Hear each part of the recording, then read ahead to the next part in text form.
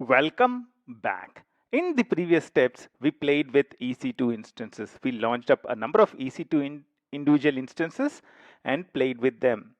What's the fun of having just a few EC2 instances? The fun comes in when I'll be able to load balance between them, right? I can distribute the load among the EC2 instances. That's what a load balancer allows us to do. In the subsequent steps, let's focus on load balancing. There are a wide variety of load balancers that are supported by AWS. Let's look at all of them and try and play with them in the subsequent steps. Let's get started right away.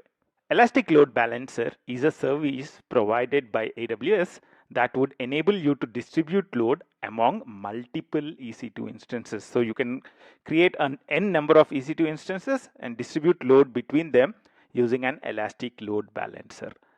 These EC2 instances can be in multiple availability zones. So these EC2 instances, one of them can be in availability zone A, the other one can be in availability zone B. Within a same region, so let's say we take the Mumbai region. Within the Mumbai region, you can distribute load between all the availability zones in the Mumbai region. Elastic Load Balancer is a managed service. Once you create an Elastic Load Balancer, AWS would ensure that it's up and running, that it's highly available. And also, Elastic Balancer scales automatically. If you are expecting 1,000 requests or 10,000 requests or a million requests, there is nothing you need to do.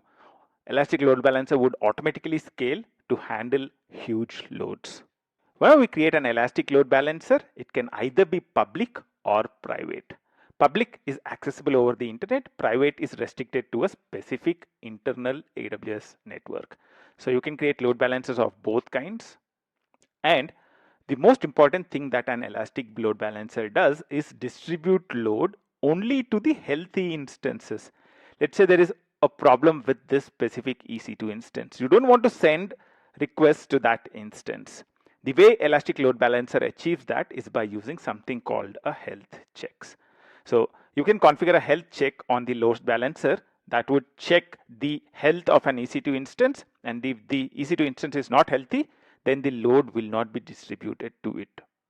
In this quick step, we got a high level overview of the Elastic Load Balancer service. The important things that you need to remember is Elastic Load Balancer is an managed service. It's always highly available. It is auto scaling. Once you configure a health check, Elastic Load Balancer only distributes the load to healthy instances, and Elastic Load Balancer can distribute traffic between instances in different availability zones in the same region. I'll see you in the next step.